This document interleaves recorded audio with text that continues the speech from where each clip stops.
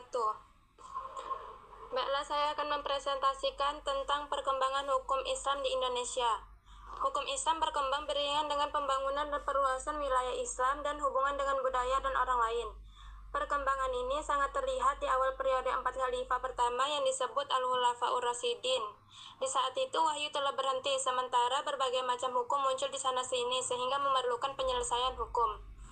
Memasuki zaman kemapanan, fikih dibutuhkan tidak hanya untuk mengatur kepribadatan, tetapi juga mencangkup bidang kehidupan yang lainnya seperti hubungan antar negara, hukum tata negara dan administrasi pemerintah, hukum pidana dan juga peradilan. Dibantu dengan kebutuhan akan aturan hukum yang sesuai dengan perkembangan masyarakat, maka dimulailah kodifikasi hadis yang diikuti dengan lahirnya ilmu-ilmu hadis dan ilmu-ilmu tafsir, yang menjadi landasan utama tumbuhnya ilmu ini. Ilmu fikih, sehingga muncul imam-imam besar dari sekte-sekte tersebut. Posisi hukum Islam sangat penting untuk menentukan tujuan hidup dan perilaku bagi yang beragama Islam, bahkan menjadi utama pandangan hidup tersebut. Berikut ini akan uraikan perkembangan hukum Islam di Indonesia dari masa kemerdekaan sampai saat ini. Yang pertama, hukum Islam di masa sebelum dijajah oleh Belanda. Masyarakat Indonesia sebelum Islam masuk telah menganut animisme dan keyakinan dinanisme. Kemudian datanglah kerajaan-kerajaan yang dibangun atas dasar keyakinan yang ia adopsi. Kemudian diikuti oleh kelahiran kerajaan Islam yang didukung oleh penjaga, pembawa, dan penyiar Islam. Beberapa sejarawan mengklaim bahwa akar sejarah Islam di kepulauan dimulai pada abad pertama Hijriah atau sekitar abad ke-7. Titik awal gerakan migran dakwah dimulai di wilayah utara Pulau Sumatera. Kemudian perlahan-lahan gerakan dakwah membentuk komunitas Islam pertama di Perlak, Aceh Timur. Dari komunitas Muslim di Wali itu menjadi pendahulu kelahiran kerajaan Islam pertama yang dikenal sebagai Samudra Lulus di wilayah Aceh Utara sekitar abad ke-13. Dengan pendirian kerajaan Pasai, Islam semakin dibuktikan dengan pendirian kerajaan lain seperti kerajaan Malaka yang tidak jauh dari Aceh di Jawa Kesultanan Demak, Mataram dan Cirebon. Lahir di Sulawesi dan Maluku adalah kerajaan Goa dan Ternate dan Sultanat Tidore. Yang kedua, hukum Islam di saat kemerdekaan. Selama kemerdekaan, hukum Islam menyetujui 2 periode. Yang pertama, penerimaan hukum Islam sebagai berasal persuasi. Yang kedua, periode penerimaan hukum Islam sebagai berasal resmi. Sumber persuasi dalam hukum konstitusional adalah sumber hukum yang diterima hanya jika diyakini. Dalam konteks hukum Islam, Surat Yakarta sebagai salah satu hasil dari sesi BPUPKI adalah sumber daya untuk konstitusi persuasif tahun 1945 selama 14 tahun. Hukum Islam yang baru menjadi sumber resmi atau sumber hukum yang sudah memiliki kekuatan hukum dalam hukum konstitusional ketika Piagam Yakarta ditempatkan dalam keputusan Presiden Republik Indonesia pada 5 Juli 1959 seperti pandangan dalam pembukaan tersebut dari keputusan tersebut. Sebagai berikut, kami percaya bahwa Surat Yakarta pada 22 Juni 1945 mendorong Konstitusi 1945 sebagai serangkaian unit dalam konstitusi, dan ini berbeda tampaknya Jepang mempercayai kelompok-kelompok nasionalis untuk memimpin masa depan Indonesia. Oleh karena itu, jangan terkejut jika beberapa lembaga dan komite negara seperti Dewan Penasihat dan BPUPKI dikirim ke kampus nasional sehingga hanya 11 orang yang mewakili kelompok-kelompok Islam. Atas dasar itu, Ramli Huta Barat menyatakan bahwa BPUPKI itu bukan badan yang dibentuk berdasarkan pemilihan umum yang demokratis. Meskipun Soekarno dan Muhammad Hatta mencoba membuat anggota agensi ini mewakili beberapa kelompok dalam masyarakat Indonesia, dijamin oleh kebebasan negara untuk menyembah dan melakukan kegiatan berdasarkan pelajaran Islam, mulai dari pernikahan hingga ekonomi Islam. Peran hukum Islam dimulai dengan pembentukan Indonesia. Para pemimpin Islam memperjuangkan reaktivasi syariah Islam yang telah terpinggirkan selama era Belanda. 9 komite BPUPKI merumuskan pembukaan konstitusi yang dikenal sebagai Surat Yakarta. Negara dan Muslim telah menerapkan hukum normatif dan hukum di Indonesia. Perkembangan hukum pada konteks hukum umum dipisahkan oleh sebab teori reseptor, terutama pada serangkaian perkembangan di peradilan agama. Gagasan Kumpulan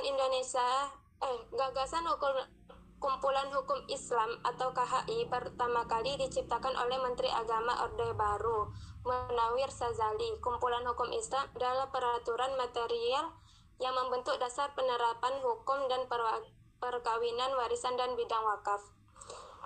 Materi selanjutnya, peran MUI dalam pembentukan hukum Islam. MUI berdiri sebagai hasil dari pertemuan atau musyawarah para ulama, cendekiawan, dan zu'ama yang datang dari berbagai penjuru tanah air. Antara lain meliputi 26 orang ulama yang mewakili 26 provinsi di Indonesia pada masa itu. 10 orang ulama yang merupakan unsur dari ormas-ormas Islam tingkat pusat yaitu NU, Muhammadiyah, Syariat Islam, Perti, Al-Wasliyah, Matlaul Anwar, GUPI, PTDI, DMI, dan Al-Ittihadiyah.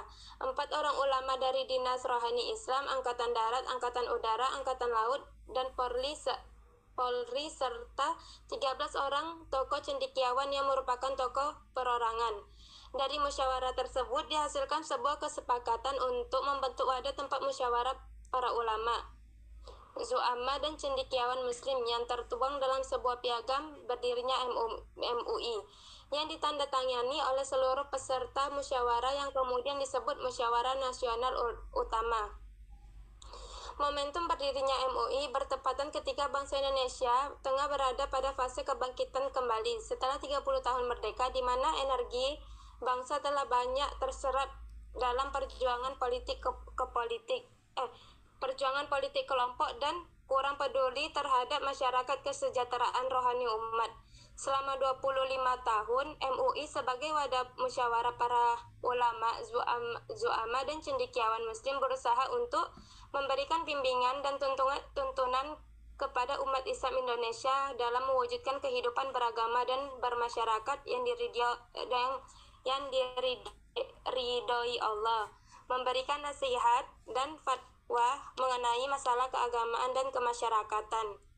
Yang ketiga, menjadi penghubung antara ulama dan pemerintah dan penerjemah timbal balik antara umat dan pemerintahan guna menyukseskan pembangunan nasional. Yang keempat, meningkatkan hubungan serta kerjasama antar organisasi, lembaga Islam, dan cendekiawan muslimin dalam memberikan bimbingan dan tuntunan kepada masyarakat, khususnya umat Islam, dengan mengadakan konsultasi dan informasi secara timbal balik. Berikutnya, penerapan dan pengembangan fatwa MUI dalam bidang akidah, ibadah, muamalah, dan DSN. Peran MUI dalam pengembangan dan penerapan hukum Islam dalam bidang akidah adalah dengan memproduksi fatwa sebanyak 10 fatwa dengan rentang tahun 2010 hingga 2017. Dari 19 fatwa, jika dihitung dengan rentan tahun 1978 sampai 2017, fatwa tersebut memberikan kepastian bagi umat Islam dan mendorong pemerintah untuk mengawal fatwa MUI serta membuat regulasi pada persoalan akikah. Peran MUI dalam pengembangan dan penerapan hukum Islam dalam rentan tahun 2000 sampai 2017 dalam bidang ibadah dengan memproduksi 19 fatwa dari 39 fatwa jika dihitung dalam rentan tahun 1978 hingga 2017. Fatwa tersebut menjadi payung hukum bagi umat dalam pelaksanaan ibadah dan menghilangkan keraguan karena sudah mendapat fatwa dari lembaga yang memiliki otoritas. Peran MUI dalam pengembangan dan penetapan hukum Islam dalam bidang muamalah, sosial, dan budaya dengan memproduksi fatwa sebanyak 35 fatwa dari 57 fatwa MUI jika dihitung tahun 1978 hingga tahun 2017. Pengembangan metodologi istinbat dan istidlal hukum yang digunakan MUI dalam menerapkan hukum di Indonesia merujuk pada kaidah-kaidah yang telah dibuat oleh para ulama fikih terdahulu dengan merujuk pada teks Al-Quran, Sunnah, Ijma', Qiyas, Istishhad, Masalih al-Mursalah Sad al-Dira'ah dengan tahapan dan pertimbangan tertentu dalam penetapan hukumnya. Pada wilayah muamalah, aspek yang dikedepankan adalah aspek masalah atau kemaslahatan. Kontribusi MUI dalam pengembangan dan penerapan hukum Islam di Indonesia adalah terbagi menjadi dua bagian. Yang pertama, kontribusi atau sumbangsi pada kepastian hukum bagi umat Islam itu sendiri secara individu atau kelompok umat Islam, dan kedua pada taknin atau fatwa-fatwa yang telah dibuat. Pada bagian kedua ini, fatwa sudah bertransformasi kepada undang-undang peraturan pemerintah, di mana MUI sebagai pengusul draft rancangan undang-undang atau RUU atau pengusul dengan memberikan draft rancangan peraturan pemerintah. Posisi fatwa merupakan bahan dasar dari pembuatan undang-undang, dan posisi lain, fatwa secara utuh digunakan sebagai rujukan atas amanah undang-undang atau peraturan tertentu. Ada beberapa fatwa yang sudah bertransformasi menjadi undang-undang, diantaranya adalah Rancangan Undang-Undang Jaminan Produk Halal, Undang-Undang Nomor 21 Tahun 2008 tentang Perbankan Syariah, Undang-Undang Nomor 44 Tahun 2008 tentang Pornografi, Peraturan Pemerintah Nomor 15 Tahun 2014 tentang Syarat dan Tata Cara Perizinan Pembuatan, Penyebaran dan Penggunaan Produk Pornografi, Rancangan Undang-Undang atau RUU Hukum Material Peradilan Agama Bidang Perkawinan, Undang-Undang Nomor 41 Tahun 2004 tentang Wakaf, dan Peraturan Pemerintah Nomor 42 Tahun 2006 tentang Pelaksanaan Undang-Undang Nomor 41 Tahun 2004 tentang Wakaf, tentang Undang-Undang Nomor 13 Tahun 2008 tentang penyelenggaraan ibadah haji, Peraturan Mahkamah Agung Mahkamah Agung Nomor 2 Tahun 2008 tentang Komplikasi Hukum Ekonomi Syariah, Peraturan Pemerintah Nomor 55 Tahun 2007 tentang Pendidikan Agama dan Keagamaan, Rancangan Undang-Undang tentang Perubahan Undang-Undang mengenai Lembaga Mahkamah Agung, Rancangan Undang-Undang atau RUU tentang Pemilihan Umum atau Pemilu Kepala Daerah, Rancangan Undang-Undang tentang Kitab Undang-Undang Hukum Pidana, Rancangan Undang-Undang tentang Kesetaraan dan Keadilan Gender, Rancangan Undang-Undang tentang Kerukunan Umat Beragama, Rancangan Undang-Undang tentang Perguruan Tinggi,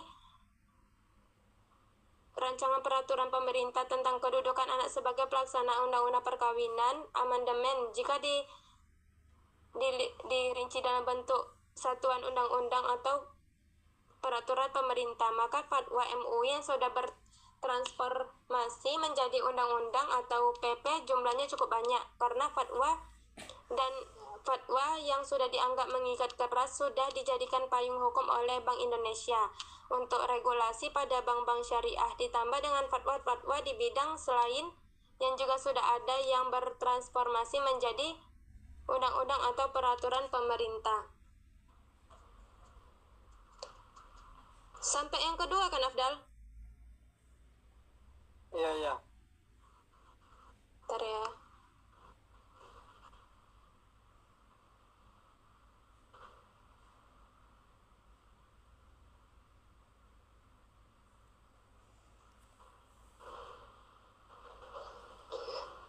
Berikutnya, pengertian dan ruang lingkup tari tasyri'.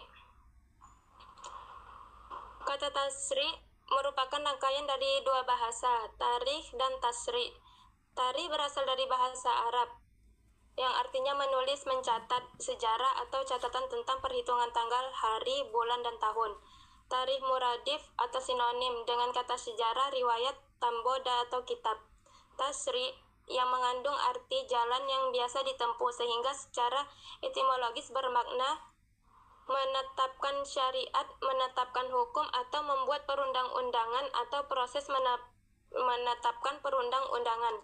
Secara terminologis, tasyri' sendiri berarti pembentukan dan penetapan perundang-undangan yang mengatur hukum pembuatan orang-orang mukallaf, perbuatan orang-orang mukallaf, dan hal-hal yang terjadi tentang berbagai keputusan serta peristiwa yang terjadi di kalangan mereka.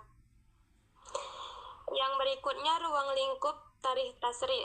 Lingkup tarikh tasri yakni terbatas pada keadaan perundang-undangan Islam dari zaman ke zaman, yang dimulai dari zaman Nabi Sallallahu Alaihi Wasallam, Khulafaur Rasyidin, Bani Umayyah, Bani Abbasiyah, hingga saat sekarang ini, yang ditinjau dari sudut pertumbuhan perundang-undangan Islam, termasuk di dalamnya hal-hal yang menghambat dan mendukungnya, serta biografi sarjana-sarjana fikih yang banyak mengarahkan pemikirannya dalam upaya menetapkan perundang-undangan Islam.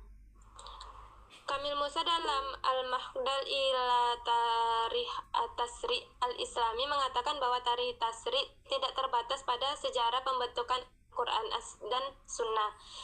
Ia juga membentuk pemikiran, gagasan, dan ijtihad ulama pada waktu atau kurun tertentu. Di antara ruang lingkup tarikh tasri adalah ibadah, hukum keluarga, hukum privat, hukum pidana, siasat syariah, hukum internasional. Terus dalil tentang tarikh tasri itu ada beberapa dalil yang mendukung kajian tarikh tasri dalam Islam. Yang pertama, Al-Quran.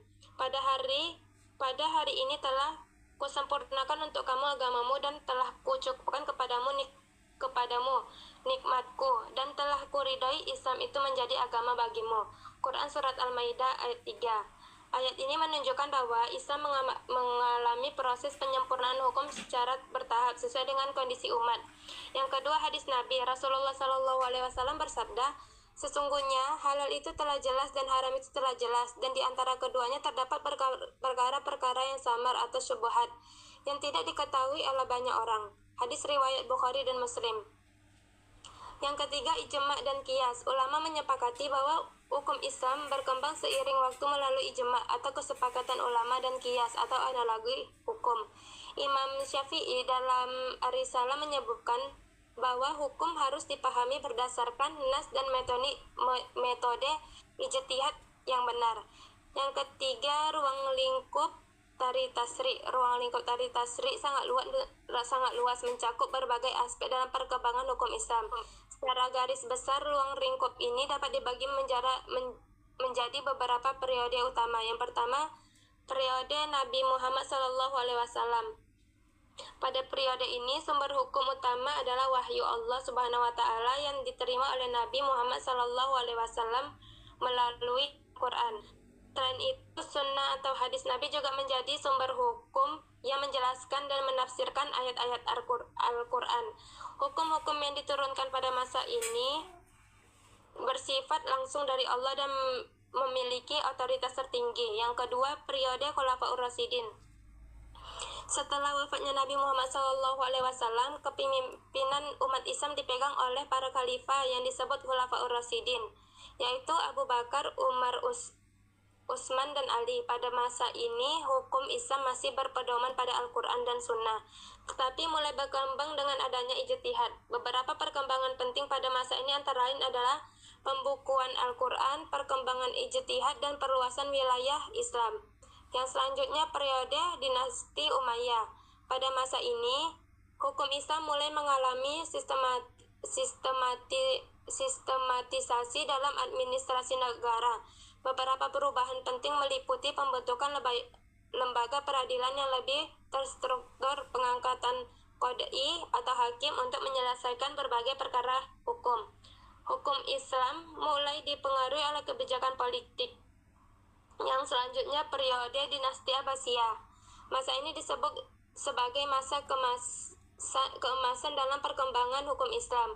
Beberapa perkembangan penting yang terjadi pada masa ini antara lain munculnya mazhab fikih. Pada masa ini perkembangan 4 mazhab fikih utama dalam Islam, yaitu Hanafi, Maliki, Syafi'i, dan Hambali. Para ulama mulai membukukan hasil ijtihad mereka dalam kitab-kitab fikih. Peningkatan peran para ulama memiliki peran yang sangat besar dalam menentukan hukum Islam, bahkan seringkali lebih berpengaruh daripada pemerintahan. Dan selanjutnya, periode kemunduran dan kolonialisme. Setelah jatuhnya Baghdad pada tahun 1258 oleh Mongol, hukum Islam mengalami kemunduran. Pada masa itu, dunia Islam dalam pengaruh kolonialisme Barat yang menyebabkan penerapan hukum Islam tergeser oleh hukum Eropa di banyak negara Muslim. Yang selanjutnya ialah periode modern dan kontemporer. Pada era modern, hukum Islam mengalami berbagai tantangan utama, terutama dengan masuknya hukum-hukum Barat ke dalam sistem hukum negara-negara Muslim. Beberapa aspek perkembangan hukum Islam dalam periode ini meliputi kompilasi hukum Islam. Banyak negara Muslim mulai mengodifikasi hukum Islam dalam bentuk undang-undang nasional. Yang selanjutnya ialah sumber-sumber tarikh tasri. Dalam kajian jurisprudensi Islam terdapat dua pandangan utama mengenai sumber-sumber hukum Islam. Pendapat pertama berasal dari ulama klasik setelah era Imam Syafi'i yang menyatakan bahwa hukum Islam bersumber dari Al-Quran dan hadis sebagai rujukan utama. Selain itu, ijma atau kesepakatan ulama dan qiyas juga diterima sebagai metode penetapan hukum.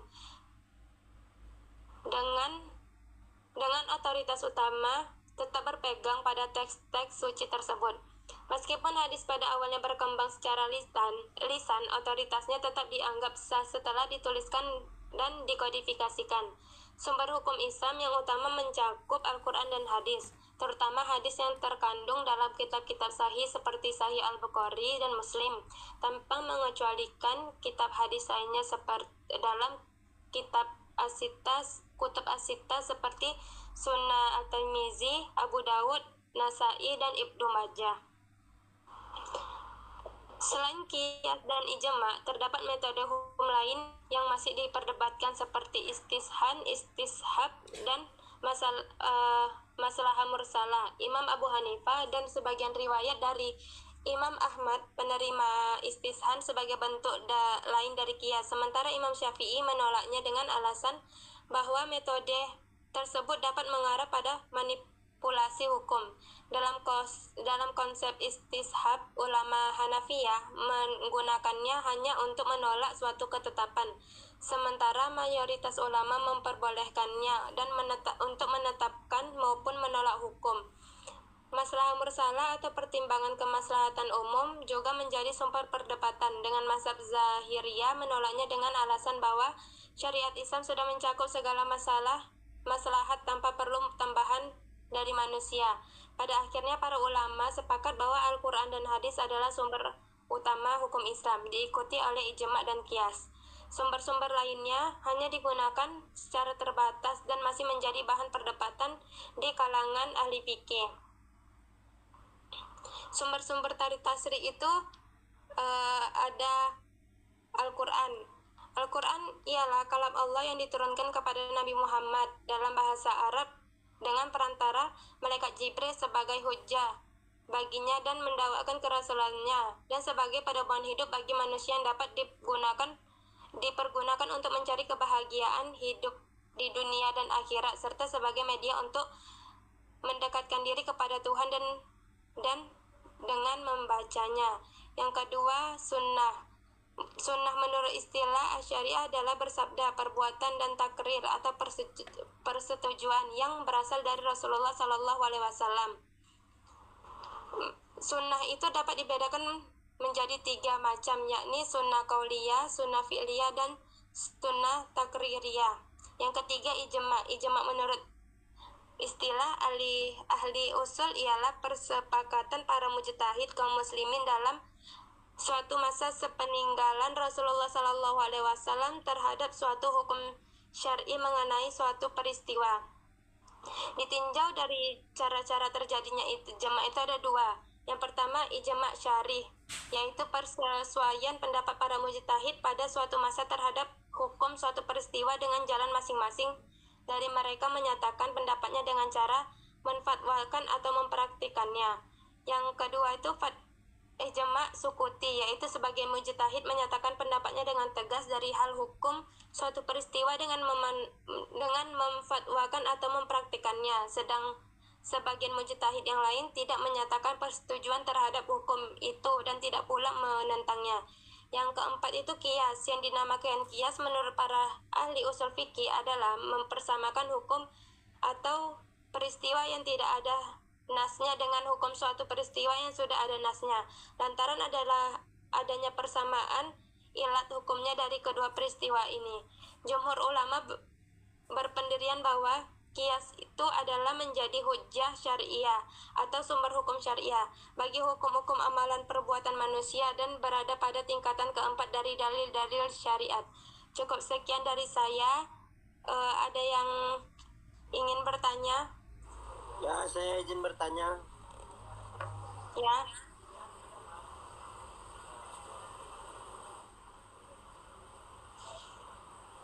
Buka kamera yang nanya. Oh, hidupkan kamera. Iya. Iya. Oke. Saya tunggu ada filter. Anjir.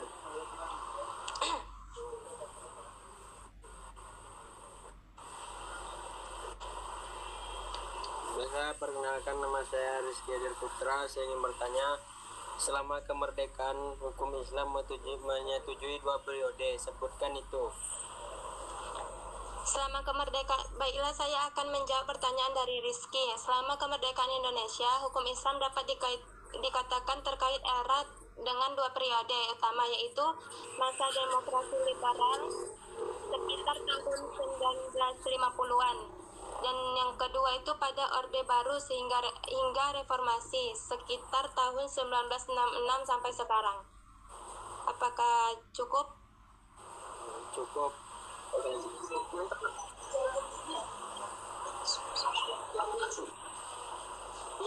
Di sini bertanya, Siska. Ya.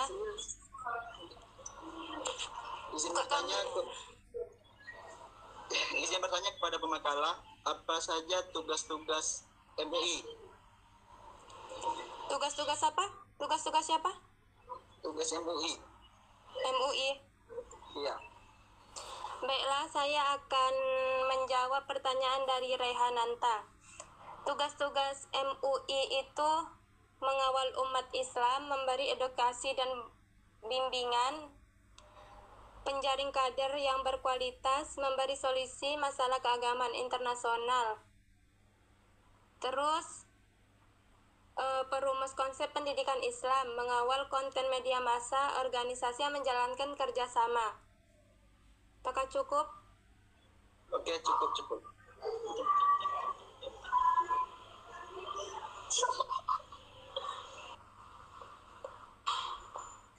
Izin bertanya, jelaskan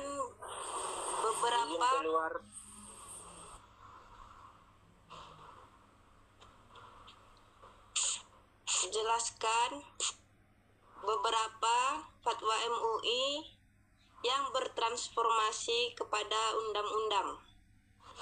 Baiklah, saya akan menjawab pertanyaan dari Tika.